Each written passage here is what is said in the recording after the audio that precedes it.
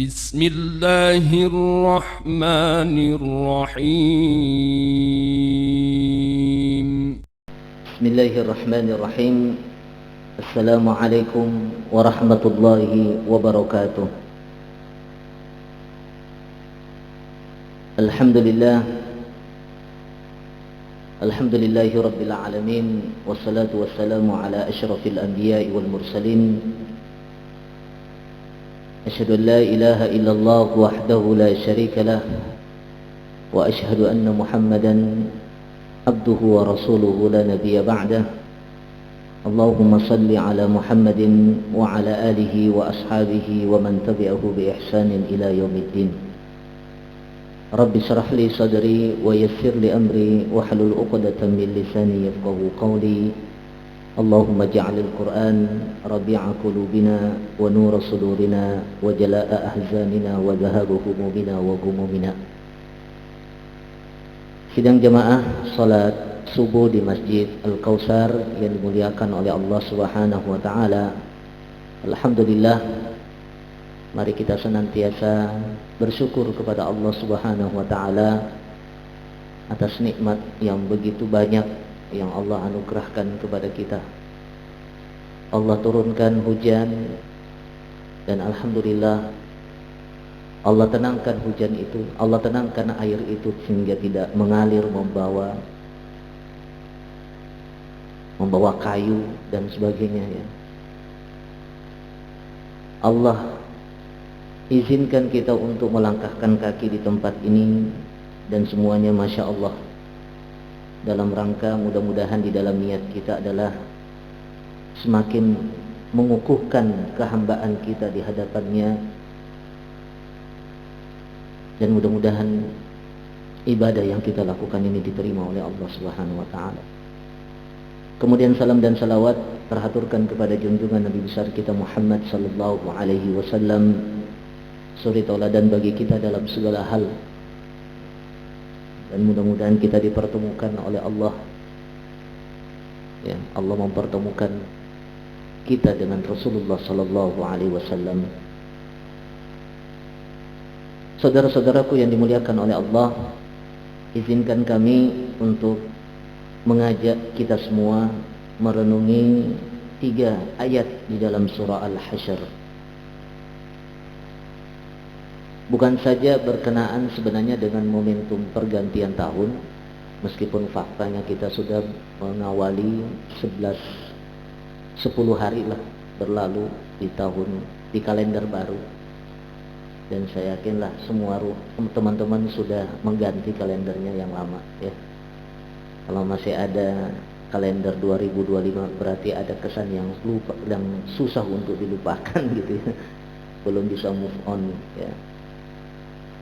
Dan tentunya juga ini disebabkan karena kita juga masuk di bulan yang penuh berkah, bulan yang dimuliakan oleh Allah Subhanahu wa taala, sebagaimana disebutkan di dalam Al-Qur'an, inna iddatash syuhuri 'indallahi 12 syahran fi kitabillahi yawma khalaqas samawati wal ard minha arba'atun hurum. Sesungguhnya bilangan bulan ya,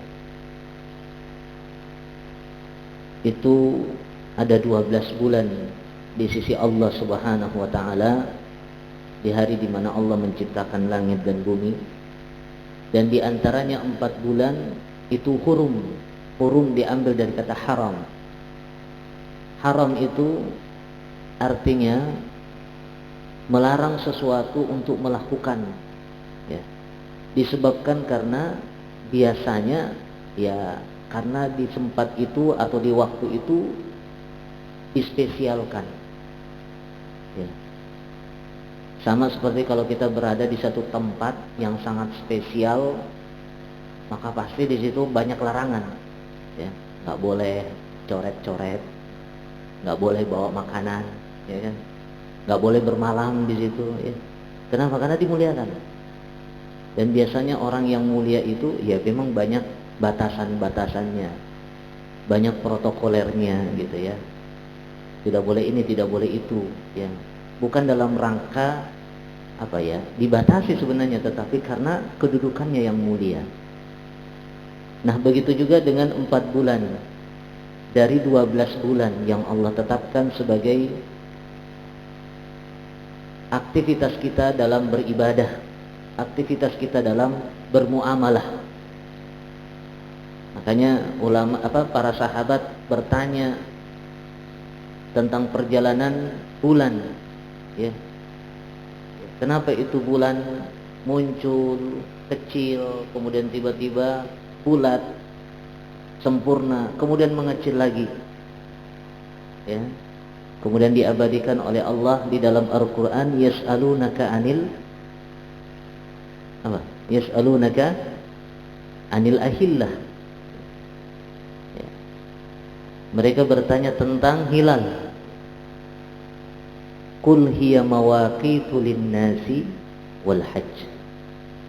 Katakan bahwa peredaran bulan yang mengecil, kemudian membesar, kemudian mengecil lagi, itu adalah mawaqitu linnas, ya, adalah media bagi manusia untuk menentukan waktu-waktu transaksi, ya, waktu membayar bayaran dan sebagainya. Dan juga lil hajj, dan pelaksanaan haji, ya. Allah sebut di sini adalah haji dalam rangka untuk mewakili semua aktivitas ibadah kita. Dan kemudian 4 bulan tersebut yang disebutkan di dalam Al-Quran sebagai arba'atun hurum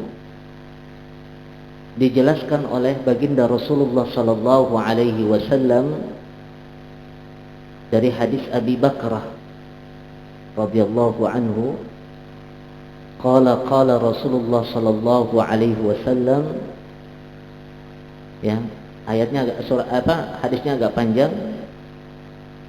Kemudian di situ kalimatnya, minha arba'atun hurum salasun mutawaliyat, Zulhijjah, Zulqa'dah, Zulhijjah, Muharram. Kemudian setelah itu Rajab, Mudhar, ma baina Jumada wa Sya'ban. 4 bulan yang dimuliakan itu, 3-nya datang berturut-turut. 3-nya datang berturut-turut, berdampingan. Sedangkan yang satunya terpisah. 3 bulan yang berturut-turut itu adalah Zulqa'dah, Zulhijjah, Muharram.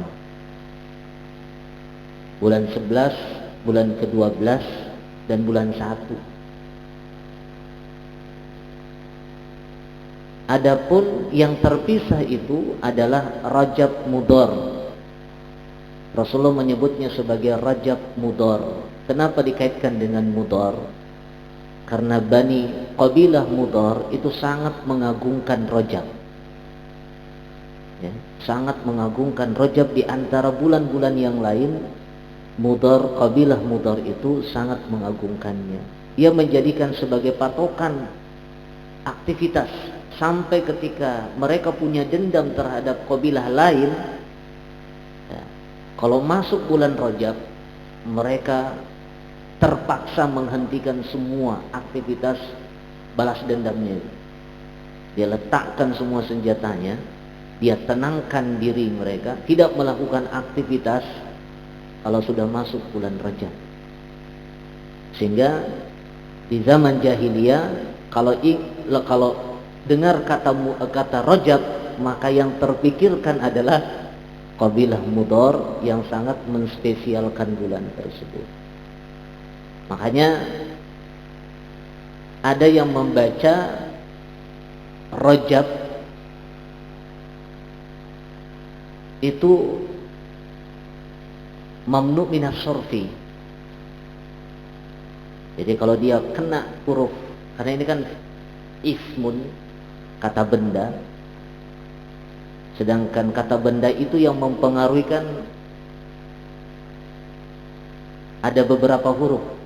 Huruf jar, huruf yang mengkasrohkan, dan juga huruf yang menasabkan, memfathahkan, kan ya. Harfu nasbin wa harfu jarrin, ya. Seperti inna, ya. Atau fi, ala, itu mempengaruhi kata benda. Nah, sebagian orang rajab ini dia masukkan sebagai mamnu' minas sorfi, termasuk alam, sehingga dia mamnu' minas sorfi. Jadi kalau dia kena huruf tersebut, maka dia tidak mengalami perubahan dan tidak bertanwin, maka dibacanya fi rajabah. Tetapi yang paling sahih, yang paling afsah, bukan sahih ya, yang paling afsah, karena kalau bahasa kan fasih ya. Yang paling afsah itu dia mu'rab, ya. Artinya dimasuki oleh alif lam, dimasuki oleh tanwin. Karena alamatul mu'rab itu dukhulul alif lam wa tanwin. Maka dibacanya fi rajabin, itu yang paling fasih. Fi rajabin. Tapi kalau ada yang membaca fi rajaba juga benar, cuman yang paling fasih itu adalah fi rajabin. Beda dengan Ramadan. Ramadan dari awalnya sudah mamnu' minas sorfi. Kenapa? Karena dia wazannya adalah wazan fa'alan. Wazannya adalah wazan rasa, perasaan, ya. Seperti misalnya haus. Nah, pasti kita kalau haus apa?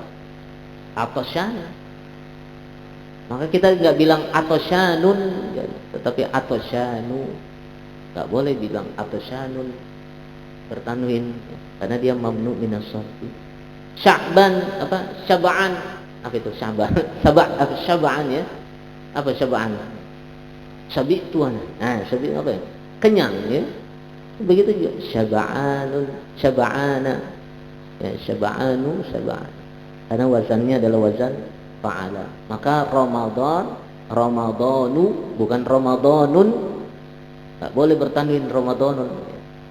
Tapi Ramadanu atau Ramadana kalau dia terkena oleh huruf-huruf yang mempengaruhi. Nah, Rasulullah Shallallahu Alaihi Wasallam bersabda diceritakan oleh Abi Bakrah radhiyallahu an, kana Rasulullah Shallallahu Alaihi Wasallam idza dakhala Rajabu, ya, idza dakhala Rajabun ya, idza dakhala Rajabun, ya. Rasulullah Shallallahu Alaihi Wasallam, bahwasanya Rasulullah Shallallahu Alaihi Wasallam kalau dimasuki oleh Rajab. Di sini bukan Rasulullah masuk bulan Rajab ya. Karena kalau kita lihat dari matanya itu Rajabnya di sini marfu. Berarti dia fa'il. Kana Rasulullah sallallahu alaihi wasallam idza dakhala Rajabun. Berarti idza dakhala Rajabun ini jumlah, posisinya adalah khabaru kana. Ismu kananya adalah Rasulullah sallallahu alaihi wasallam. Maka kalau diterjemahkan kalau Rasulullah sallallahu alaihi wasallam didatangi oleh bulan Rajab, di sini kesannya bahwa memang kita ini kalau soal waktu kita ini pasif, kebanyakannya pasif. Ya. Ya. Yang mendatangi kita adalah bulan, yang mendatangi kita adalah tanggal, waktu. Jadi mau kita gunakan waktu atau tidak, ya bulan, waktu itu kan datang. Ya. Nggak nunggu kita, ya, nggak nunggu kita. Saya belum mempersiapkan diri melakukan kegiatan di hari ini nih. Hari itu nggak nunggu. Ya udah deh besok lagi saya datang. Enggak. Dia akan pergi. Ya. Jadi posisi kita di sini adalah pasif. Ya. Maka seharusnya kita harus teguran lah ya, bahwa kita harus menggunakan waktu itu karena dia tidak akan datang kedua kalinya dan juga tidak akan menunggu kita.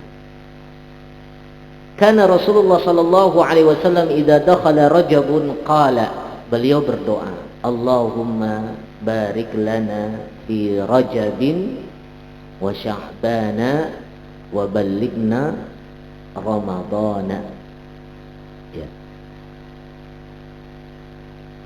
Rasulullah berdoa, ya Allah, berkahilah kami di bulan Rajab dan di bulan Sya'ban, dan pertemukan, sampaikan kami dengan bulan Ramadan. Jadi itu hadis ini sahih, ya, disahihkan oleh Imam Albani. Dan memang saya mencari beberapa hadis yang sering disebutkan terkait dengan keutamaan bulan Rajab, itu hampir semuanya dhaif, Pak. Jadi sampai ada 2 kitab Fadlur Rajab ditulis oleh Imam Al-Khalali, yang satu lagi saya lupa namanya siapa itu, 2 buku menyebutkan kumpulan hadis-hadis tentang keutamaan bulan Rajab, hampir semuanya dhaif, ya. Dan ini adalah hadis yang sahih, ya, disahihkan oleh Imam Al-Albani, Nasruddin Al-Albani. Dan kalau sudah, kata teman saya, kalau Imam Al-Albani sudah mensahihkan sudah aman. Artinya apa? Ya, ini seharusnya kita lakukan ketika masuk di bulan Rajab. Kita banyak berdoa, memohon kepada Allah keberkahan sebagai bentuk persiapan 2 bulan sebelum kita masuk di bulan Ramadan, ya. Ya, takmir masjid saja, khususnya di divisi dakwah, sudah jauh-jauh mempersiapkan bulan Ramadan, ya, dengan menyusun jadwal mubalik, gitu, ya. Sampai menghubungi siapa saja yang siap untuk mengisi bulan Ramadan, ya. Itu saja sudah dicontohkan oleh takmir masjid kita, ya. Ya. Baik. Adapun yang akan kita bahas di sini 3 ayat. Saya mohon maaf nih tidak memasukkan terjemahannya, ya. Tapi bisa nanti dibuka saja di Al-Quran masing-masing yang ada di HP, nanti dilihat terjemahannya. Allah Subhanahu wa taala berfirman, A'udzu billahi minasyaitonir rajim. Bismillahirrahmanirrahim. Ya ayyuhalladzina amanu ittaqullaha wal tanzur nafsum ma qaddamat lighadin wattaqullaha innallaha khabirum bima ta'malun wa la takunu kalladzina nasullaha fa ansahum anfusahum ulaika humul fasiqun la yastawi ashabun nari wa ashabul jannah ashabul jannati humul faizun. Ya, ashabul jannati, ya, nggak boleh dibaca ashabul jannatu. Kenapa? Karena mudhaf ilaih. Ya, jumlah idhofiyah. Baik, Allah Subhanahu wa taala mengawalinya dengan panggilan, ya. Selalu kita sampaikan bahwa ya ayyuhalladzina amanu ini adalah panggilan dari Allah, Allah yang memanggil kita.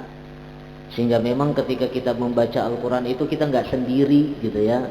Ada interaksi antara kita dengan yang menurunkan bacaan yang kita baca itu, sehingga terjadi dialog. Dialognya adalah panggilan. Wahai orang-orang yang beriman. Maka ketika kita membaca seharusnya muncul perasaan, ya, perasaan, oh, saya ini dipanggil apa enggak, ya, gitu, ya. Kita tanya, ini kita dipanggil apa enggak? Kalau jawabannya kita dipanggil, oh saya dipanggil, ya, saya dipanggil nih, gitu, karena saya orang beriman, alhamdulillah, berarti masih menganggap dirinya orang yang beriman, gitu, ya. Ya, sebagaimana kita mengharapkan selalu diberikan keimanan, gitu, ya. Ya. Ada kan doanya Rasulullah Shallallahu Alaihi Wasallam meminta supaya diberikan keimanan, karena keimanan itu bisa dicabut, saudaraku, ya, ya, bisa dicabut sama Allah. Ya. Jangan sampai kita merasa kita beriman, tetapi ternyata sudah hilang keimanan di dalam hati kita. Yang tersisa hanya penampakan iman, tetapi di dalamnya sudah tidak ada iman. Itulah orang munafik, ya kan? Ya. Mereka mengatakan amanna, tetapi mereka tidak beriman. Wa ma hum bimu'minin, kan gitu. Qalu amanna wa ma hum bimu'minin. Jadi nauzubillah. Makanya Rasulullah minta berdoa, mengajarkan kepada kita sebuah doa, meminta supaya diberikan, dianugerahkan keimanan setiap hari. Allahumma habbib ilainal iman wa zayyinhu fi qulubina. Ya Allah, cintakan keimanan, ya, dan hadirkan Allahumma habbib ilainal iman wa zayyinhu fi qulubina, dan hiasilah keimanan itu di dalam hati kami, karena memang iman itu tempatnya di hati. Tetapi keimanan itu akan bercokol di dalam hati apabila dia membenci segala sesuatu yang bertentangan dengan keimanan. Kenapa? Karena hati itu wadah yang hanya bisa menampung satu aja, gak bisa dua di dalam hati itu. Gak bisa ada dua tempat, dua sesuatu di dalam wadah hati itu, gak bisa. Ma ja'alallahu lirajulaini min gimana Ustaz? Ma ja'alallahu lirajulin min qalbaini fi jawfi. Ya, gitu ya. Jadi Allah tidak menciptakan laki-laki itu, seseorang itu di dalam hatinya ada dua. Ya. Cuman satu aja. Maka kalau kita masukkan iman di dalam hati, maka yang akan keluar adalah segala sesuatu yang bertentangan dengan keimanan. Tetapi yang kalau kita masukkan adalah kekufuran, maka segala yang bertentangan dengan kekufuran akan dikeluarkan. Makanya kemudian Rasulullah melanjutkan doanya dengan wa karrih alainal kufra wal fusuqa wal isyan. Ya Allah, bencikan kami, hadirkan rasa tidak suka kami kepada kekufuran, kefasikan, dan kemaksiatan. Karena itu semuanya bertentangan dengan keimanan. Nah, kalau sudah seperti itu, maka selanjutnya kita akan bertanya, ya Allah, saya sudah mengklaim diri saya ini beriman. Maka selanjutnya kita akan bertanya, saya siap nih ya Rasul, ya Allah, ya, saya siap ini ya Allah untuk membuktikan keimanan saya. Jadi iman itu perlu dibuktikan, bukan hanya diklaim, ya. Maka selanjutnya Allah hadirkan pasti. Kebanyakan, ya, saya melihat kebanyakan setelah ya ayyuhalladzina amanu itu selalu ada kata perintah dan larangan. Uslubnya uslub insya'i, bukan uslub khobari. Meskipun ada beberapa, kalau nggak salah 2-3 ayat yang berkenaan, tapi ujung-ujungnya pasti ada perintah ataupun larangan. Maka di sini setelah panggilan ada perintah. Apa itu? Ittaqullah, bertakwalah kalian kepada Allah. Ya. Yang kedua, wal tandur nafsum ma qaddamat lighad. Ini sebenarnya kalau kita lihat kan, kalau ittaqullah kan fi'il amr, ya. Kata perintah sudah jelas, kata perintah mah perintah, ya wajib gitu ya, dilaksanakan gitu. Tapi kalau wal tandurnya ini pakai kata kerja sedang, Pak. Coba lihat wal tandur itu. Huruf taknya itu sudah menunjukkan bahwa itu adalah kata kerja sedang. Ciri-cirinya kata kerja sedang itu diawali oleh 4 huruf. Ya, alif, nun, ya, dan ta. Itu. Semua kata fi'il mudhari itu diawali oleh 4 huruf ini. Anduru, yamduru, tanduru, namduru, gitu kan ya? Ya gitu. Jadi kita sebut sebagai tanda ciri-ciri kata kerja sedang. Cuman sebelum ciri-ciri kata kerja sedang yaitu tanzur, ta, ya, itu didahului oleh huruf lam. Lam ini adalah lamul amri. Nah, gitu ya. Lamul amri, makanya harus sukun tuh. Lamul amri kalau masuk ke dalam kata kerja sedang harus sukun. Maka nggak boleh dibacanya wal tanzura, wal tanzuru, nggak boleh. Tapi wal tanzur, ya. Nah, sehingga kesannya ini menjadi bertambah, bukan hanya sekedar kalau kata kerja sedang kan maknanya adalah melakukan aktivitas yang berulang-ulang, kontinuitas. Itu salah satu kesan daripada kata kerja sedang fi'il mudhari. Tapi karena Allah mengambilnya di sini kata kerja sedang dalam susunan perintah, karena ada lamul amrinya tadi itu, akhirnya maknanya para ulama mengatakan ini perintah harus dilakukan secara berulang gitu. Jadi ada dua makna, harus dilakukan secara berulang-ulang. Maka perhatikanlah wahai jiwa, bukan hanya hari ini, besok perhatikan lagi, bulan depan perhatikan lagi, tahun depan perhatikan lagi. Jadi harus diulang-ulang ya. Kalau sekali dikerjain belum selesai, nggak seperti haji. Kalau haji kan selesai sekali gitu ya. Kalau mau dilakukan tafadhol ya, sesuai dengan kemampuan. Tapi kalau ini tidak, harus diulang-ulangi perintah tersebut. Maka hendaklah memperhatikan jiwa itu maqaddamat li ghadin, apa yang telah dilakukan untuk ghadin, untuk hari esok. Hari esok di sini para ulama sepakat semuanya menafsirkan makna ghad di sini adalah hari pembalasan, hari kiamat. Padahal bahasa Arab kata ghadan itu selalu diartikan besok. Ya, misalnya ditanya gitu ya, kita ketemu sama teman, mata satu safir, gitu ya.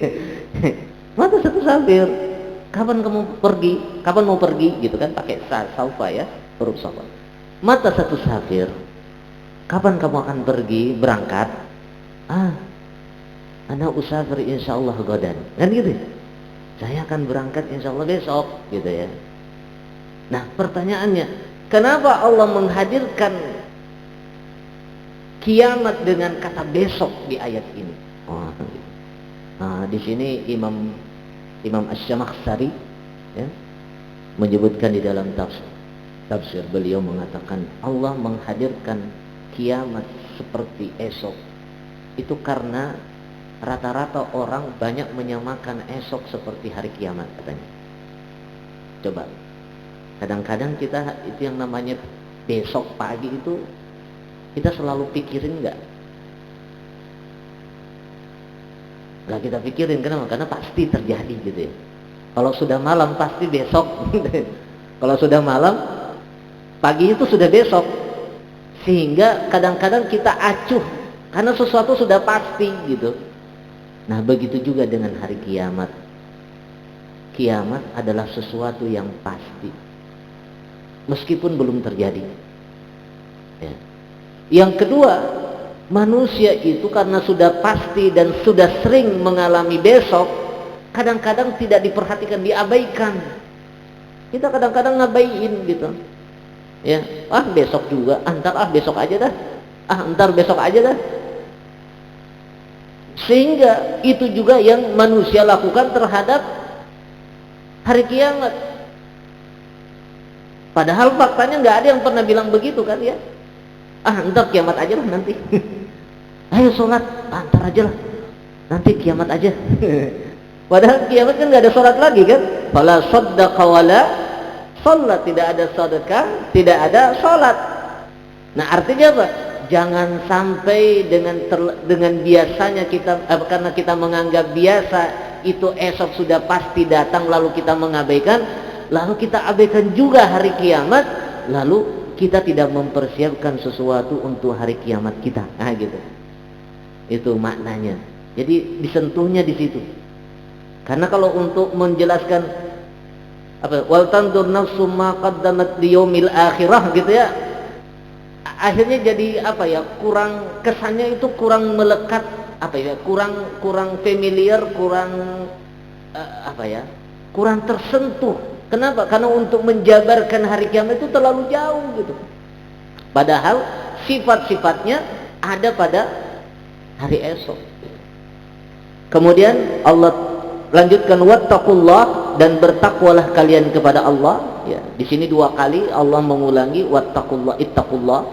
Berarti lafaz mengevaluasi, mempersiapkan amal-amal yang untuk hari esok itu sangat penting sekali Pak ya.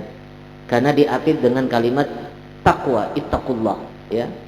Dan tentunya takwa ini ya para ulama sudah banyak menjelaskan ya. sudah banyak menjelaskan takwa itu ya, takwa itu kalau kita sebagai karyawan perusahaan ya, kita konsep takwa itu sudah selesai lah ya, sudah kita jalankan gitu ya, konsep takwa itu ya, yang disebut dengan safety itu ya, safety ya. Coba konsep safety apa?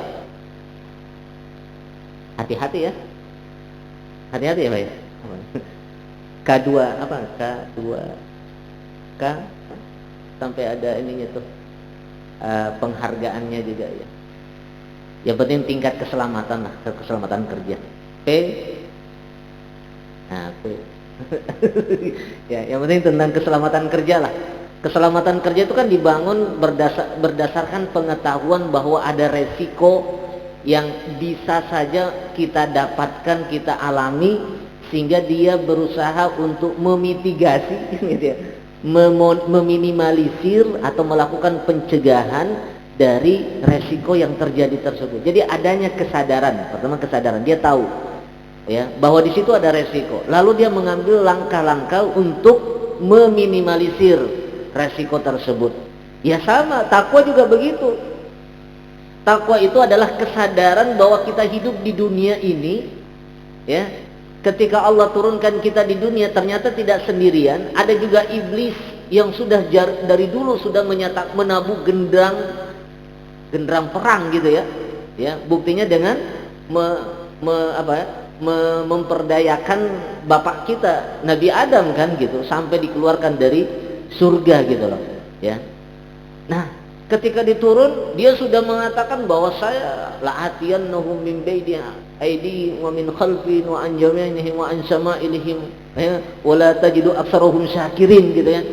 Nanti saya akan mendatangi anak cucu Adam dari depan, dari belakang, dari kiri, dari samping kanan, dari samping kiri, dan semuanya saya akan tipu dia sampai nemenin saya ke dalam neraka. Dan tidak kau dapatkan ya Allah di antara mereka kebanyakan, kecuali sedikit di antara mereka orang yang bersyukur. Gitu. Artinya apa? Hidup di dunia ini resiko untuk tertipu, resiko untuk tidak selamat itu sangat besar. Maka dilakukanlah langkah-langkah preventif, langkah-langkah mitigasi. Bagaimana caranya? Ya ikutin perintah Allah, karena tidaklah Allah memerintahkan sesuatu kecuali ada manfaat di situ, kecuali ada pahala keridhaan di situ. Itu kaidah sudah. Tidak ada perintah selama yang memerintah itu adalah Allah, kecuali di dalamnya ada manfaat duniawi, kecuali di dalamnya ada pahala keridhaan dari Allah Subhanahu wa ta'ala. Begitu juga, tidaklah Allah melarang sesuatu selama yang melarang itu adalah Allah, kecuali di dalamnya ada mudarat, ada bahaya yang membahayakan fisik kita, membahayakan keluarga kita, dan juga tentunya mengundang kemurkaan Allah Subhanahu wa ta'ala. Itu kaidah yang sudah, kalau menurut saya itu sudah aksioma ya, aksiomatik. Artinya nggak perlu lagi lah pakai nalar untuk diimani gitu ya. Kemudian Allah tutup, innallaha khabirun bima ta'malun, sesungguhnya Allah Maha mengetahui secara terperinci apa yang kalian lakukan. Kemudian setelah itu Allah mengatakan wala takunu, janganlah kalian seperti orang-orang yang nasullaha, mereka lupa kepada Allah, fa ansahum anfusahum, maka mereka lupa dengan dirinya sendiri. Di sini fa, saya baca di i'rabul Quran, fa di sini adalah fa'us sababiyah. Fa artinya sebab. Maka diterjemahkan tidaklah orang lupa terhadap dirinya kecuali disebabkan karena dia lupa kepada Allah. Jadi penyebab kita lupa kepada diri kita ya, lupa dengan keselamatan kita, lupa dengan keuntungan kita, lupa dengan segala yang membuat kita aman dan sebagainya. Itu kapan terjadi? Kalau dia lupa kepada Allah, gitu ya. Lalu bagaimana lupa dengan Allah? Seperti apa orang yang lupa kepada Allah? Nah, disebutkan bahwa orang yang lupa kepada Allah itu adalah orang yang lupa kepada syariat-syariat Allah, lupa kepada perintah Allah. Maka silakan nanti dibaca hadis yang berbunyi ihfadillaha yahfadka, ihfadillaha tajidhu tujahak. Itu hadisnya. Jagalah Allah, maka Allah akan menjaga kalian. Jadi kalau kita menjaga sholat, menjaga puasa, menjaga silaturahim, menjaga lisan, menjaga pikiran dan sebagainya, itu hakikatnya kita itu menjaga Allah, ya, mengingat Allah. Nah, kalau mengingat Allah berarti kita mengingat diri kita sendiri untuk diselamatkan oleh Allah Subhanahu wa taala. Kemudian Allah tutup ulaika humul fasiqun, mereka itu adalah orang fasik. Saya ingin mengatakan begini. Ayat ini sepertinya cocok untuk berpertanyaan kepada kita, apakah kita menjalani bulan Rajab ini sama seperti menjalani orang-orang lain gitu. Karena di sini diawali dengan wala takun, ya. Jangan kamu seperti, ya, jangan kamu seperti orang-orang yang lupa kepada Allah.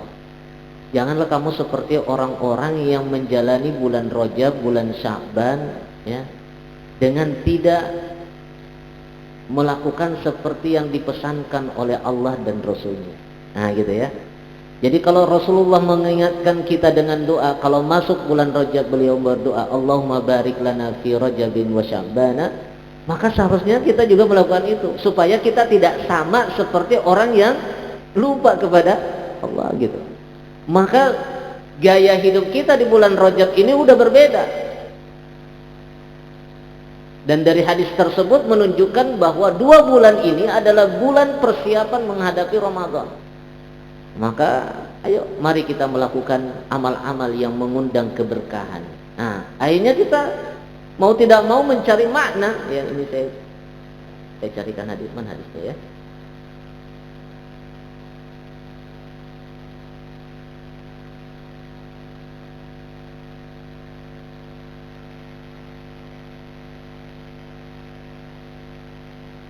Nah ini hadisnya, ya ini hadisnya dari Anas, ya, hadis Anas ibn Malik, ya. Kita tahu Anas ibn Malik.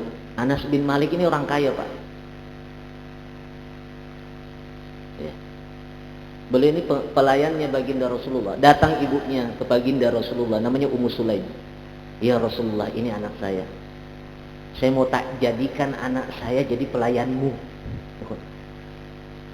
gitu ya. Dia bawa anaknya, bapaknya udah meninggal, single parent dia. Sebelum nanti di apa istilahnya, dipinang oleh seorang sahabat, ya. Karena Ummu Sulaim ini kan sahabiyah Ansariyah, ya, orang Ansar, orang Madinah. Dia datang kepada Rasulullah sambil membawa putranya Anas ibn Malik yang usianya kala itu 10 tahun. Ya Rasulullah, saya bawa putra saya untuk melayani Anda. Suruh apa saja. Nah, makanya nanti kita akan dengar salah satu hadis dari Anas ibn Malik itu menceritakan bagaimana sifat Rasulullah di rumahnya. Beliau mengatakan, selama saya menjadi pembantu beliau, saya nggak pernah masyatamani, ya, nggak pernah beliau membentak saya, nggak pernah beliau menghardik saya. Bahkan beliau tidak pernah mengatakan kepada saya, kenapa kamu lakukan ini, kenapa kamu tidak lakukan itu. Luar biasa Rasulullah dari lisannya Anas ibn Malik. Nah, ketika itu Rasulullah mendoakan Anas ibn Malik dengan mengatakan, Allahumma barik lahu fi malihi wa waladihi. Ya Allah, berkahilah anak ini di dalam hartanya dan anaknya. Nah, dan ketika sudah besar, ya, sudah dewasa, beliau mengungkapkan, saya ini adalah orang yang memiliki harta yang banyak dan anak yang banyak. Sampai anak saya dan cucu saya jumlahnya ada 100. Kalau sudah masa coblos lumayan tuh dapat suara 100 tuh. Ya kan ya? Jadi Kenapa? Karena didoakan oleh Rasulullah keberkahan. Nah, inilah saya ingin menghadirkan makna berkah di sini, ya. Sehingga berkah itu, kata Imam Ar-Raghib Al-Asfahani, al-barakah, berkah itu adalah subutul khair al-ilahi fi syai', hadirnya kebaikan pada sesuatu. Tetapi kebaikan ini adalah kebaikan yang apa ya? Bagaimana cara menjelaskannya? Al-khair al-ilahi. Pakai kalimat al-khair al-ilahi. Apa terjemahannya ya? Ada unsur ketuhanan di situ. Kalimatnya gitu. Jadi kebaikan itu adalah kebaikan yang Allah inginkan. Sehingga kata Imam Raghib Al-Asfahani, kalau keberkahan itu ada pada sesuatu yang sedikit, maka dia menjadi terasa banyak. Ya. Saya punya anak itu sampai 4 di rumah yang ukurannya hanya 8 kali 8 rumah saya. Tempat tinggal saya. Kamar sekaligus di situ dapur, sekaligus di situ kamar mandi. Baru setelah saya punya anak ketiga, dibuatkanlah kamar, karena dia harus jadi anak tiga anak saya baru punya kamar sendiri di situ tinggal. Dan subhanallah, saya merasa nyaman dengan ruang yang seperti itu. Dan sekarang saya punya anak 5, baru saya punya rumah 2 tingkat. Dan perasaan saya hampir sama dengan rumah yang pertama. Jadi kalau sudah ada keberkahan di situ, sedikit jadi cukup, gitu ya. Kemudian kata Imam lagi, Imam Ar-Raghib Al-Asfahani, wa idza hallat fil katsiri nafa', apabila keberkahan itu hadir pada yang banyak, maka semuanya bermanfaat. Ya. Ada orang bikin acara, nyiapin makanan banyak, tahu-tahu banyak sisanya, kebuang. Mubazir. Tapi kalau berkah, Pak, semuanya akan bermanfaat. Kemudian Ibnu Qayyim Al-Jauzi mengatakan keberkahan itu adalah luzumul khair, subutul khair fi syai'. Apa itu subut atau luzum? Permanen. Jadi kebaikan yang permanen, ya. Ya, kekayaan yang permanen, kesolehan yang permanen, gitu ya. Ada orang kaya tapi nggak permanen, gitu ya. Ya. Ada orang menikah tapi nggak permanen. Ya. Nikah sama si A 2 tahun, cerai. Nikah lagi sama si B 3 tahun, ya. Tapi kalau pernikahan sampai terakhir, itu insya Allah berkah. Berkah. Jadi berkah itu salah satu sifatnya adalah subut wal luzum, kata Imam Ibnu Qayyim. Nah, ini jadi mudah-mudahan ya Allah memberkahi ya kehidupan kita di bulan Rajab dan Sya'ban. Artinya apa? Salat kita, puasa kita, ya. Bahkan dijelaskan lagi tuh, dan sebaik wa min a'dhami samaratil barakah, dan apa ya? Min a'dhami samaratil barakah, dan efek keberkahan yang paling besar, yang paling agung itu adalah isti'malul umuri fi ta'atillah, menggunakan menggunakan sesuatu atau urusan-urusan itu untuk ketaatan kepada Allah. Jadi keberkahan yang paling besar itu, Pak, adalah menggunakan sesuatu untuk ketaatan kita kepada Allah. Antum punya mobil Fortuner, gunakan untuk berangkat ke masjid. Jadi artinya apa? Gunakanlah jabatan, gunakanlah kesehatan, gunakanlah harta, gunakan anak dan sebagainya untuk ketaatan ya kepada Allah. Itu adalah keberkahan yang paling tinggi, kata ulama kita. Oleh karena itu, ayo ya, berarti syarat berkah itu harus punya dulu gitu. Kalau nggak punya nggak bisa berkah kan gitu ya. Apa yang mau dijadikan sebagai media? Ya kan? Kita sudah alhamdulillah sudah punya usia, punya kesehatan, ya, punya kesempatan. Mari kita gunakan itu untuk mendekatkan diri kita kepada Allah dengan ketaatan, maka insya Allah Allah akan mendatangkan manfaat sebagaimana Allah berfirman, walau anna ahlal qura amanu wattaqau lafatahna alaihim barakatin, dan sebagainya. Baik, saya kira itu saja yang bisa kami sampaikan sebagai pengingat kembali agar mempersiapkan diri memasuki bulan Ramadan ya, dengan aktivitas ketakwaan dan meminta keberkahan dalam segala urusan, sehingga mudah-mudahan aktivitas kita di Ramadan nanti adalah aktivitas yang terbaik yang bisa mengantarkan kita masuk surga, menyelamatkan kita dari api neraka. Terima kasih, mohon maaf kalau ada kata-kata yang tersilap. Assalamualaikum warahmatullahi wabarakatuh. Jazakallahu khair pada Ustaz Yusuf atas penyampaian materinya. Bapak-bapak sekalian, kami persilakan jika ada pertanyaan ataupun diskusi.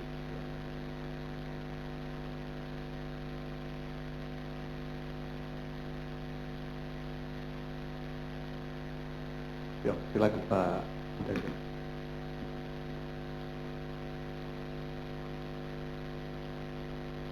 Terima kasih. Assalamualaikum warahmatullahi wabarakatuh. Waalaikumsalam warahmatullahi wabarakatuh. Kalau di bulan Rajab ini biasanya peristiwa yang sering diceritakan itu bulan Rajab ya, Isra Mi'raj ya, Ustaz ya. Nggih. Kalau pergantian tahun kan Muharram ya. Ini kan karena tahun baru.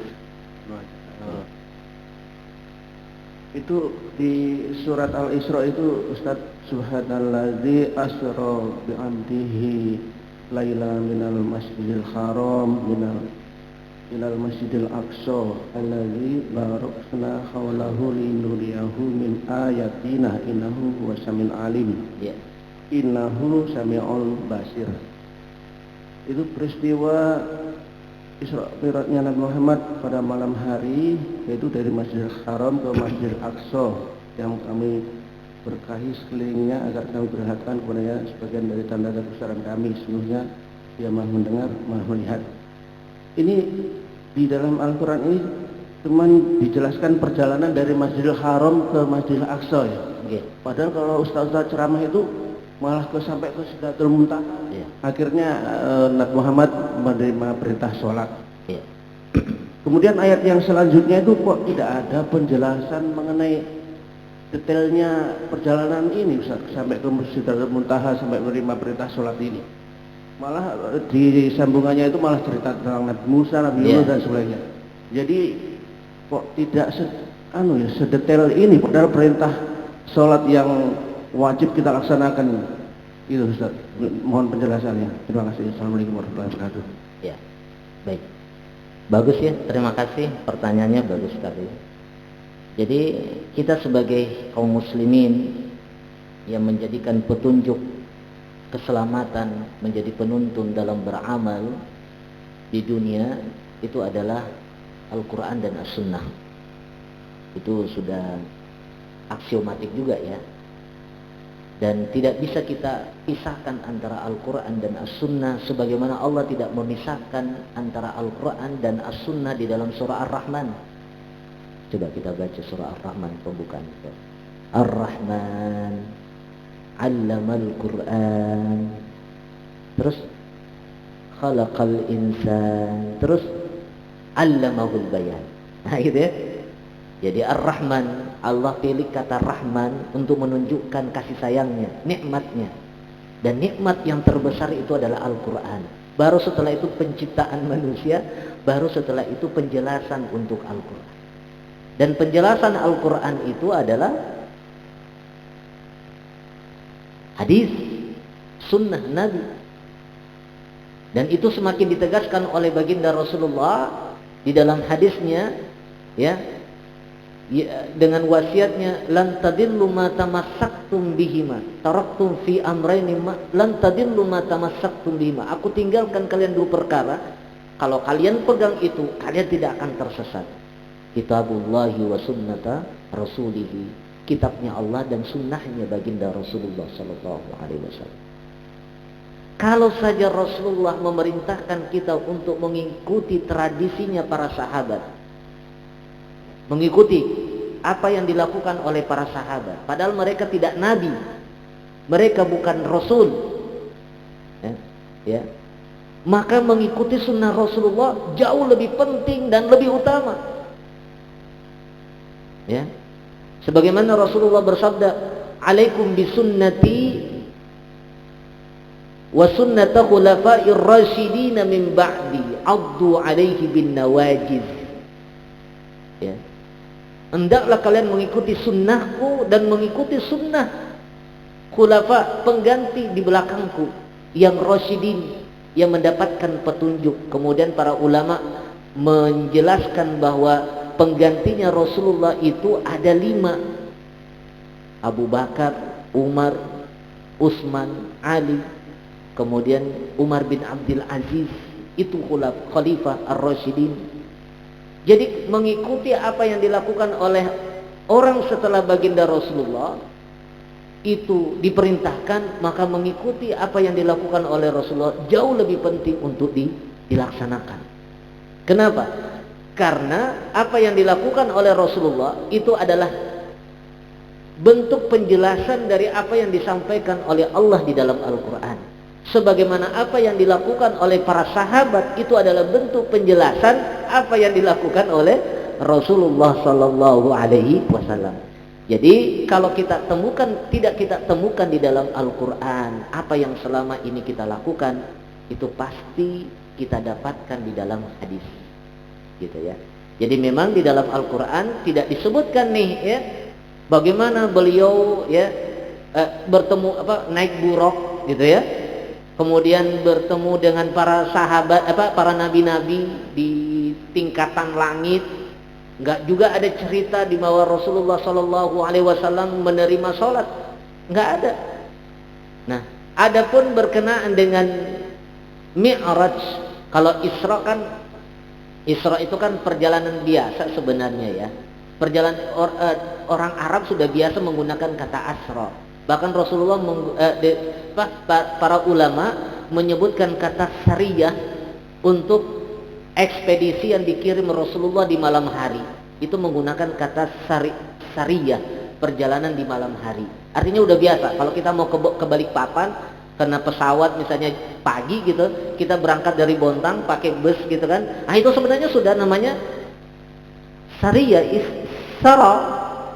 Cuman karena yang panitianya lah begitu, ya, karena panitianya adalah Allah, event organisernya adalah Allah, maka lebih keren, ya, Isra-nya gitu, ya, yaitu berjalannya dengan kecepatan yang luar biasa, kan begitu. Jadi kalimat Isra yang memang disebutkan di dalam surah ini. Adapun Mi'raj itu araja ya'ruju, artinya naik ke atas. Kalau ini dari apa istilahnya, horizontal, ya. Ya, kalau vertikal itu namanya Mi'raj. Ma'raj itu disebutkan di surah An-Najm kalau nggak salah, ya. Ya, Ustaz, ya. Surah An-Najm disebutkan, Pak. Ada 3 ayat kalau tidak salah.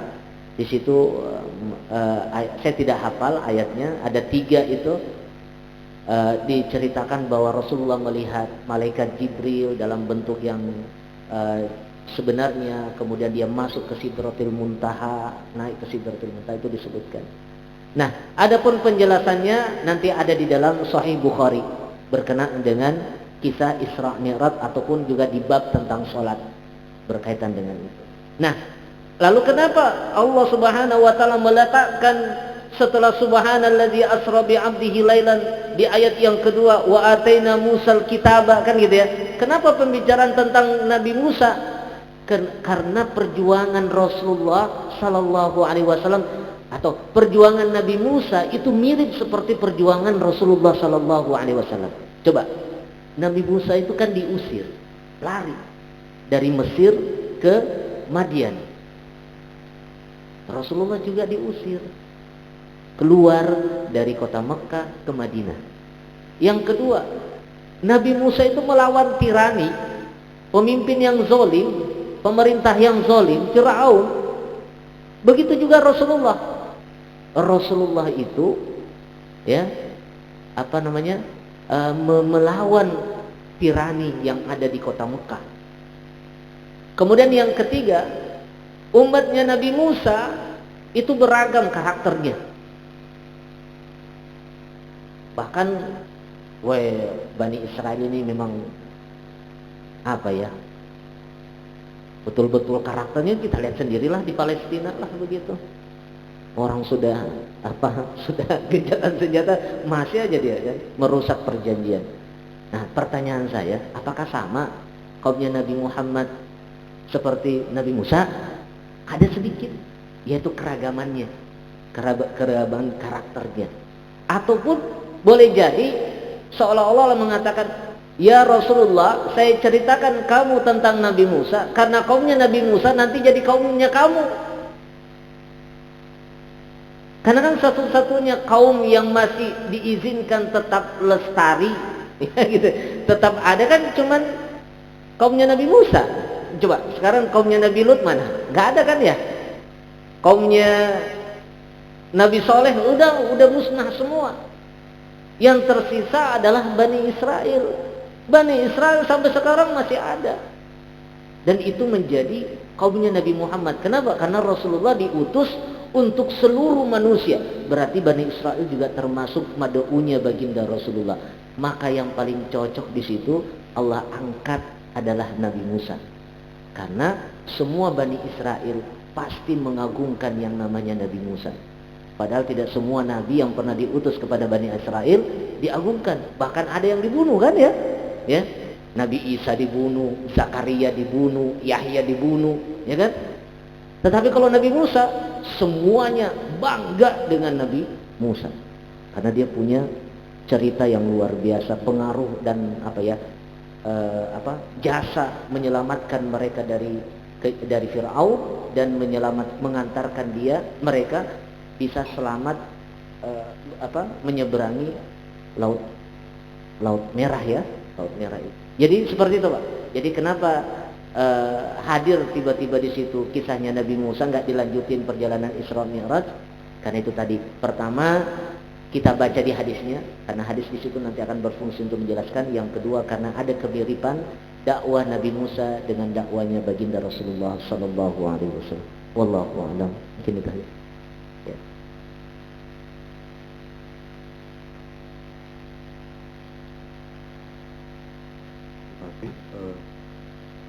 Mungkin satu pertanyaan lagi jika ada Bapak sekalian.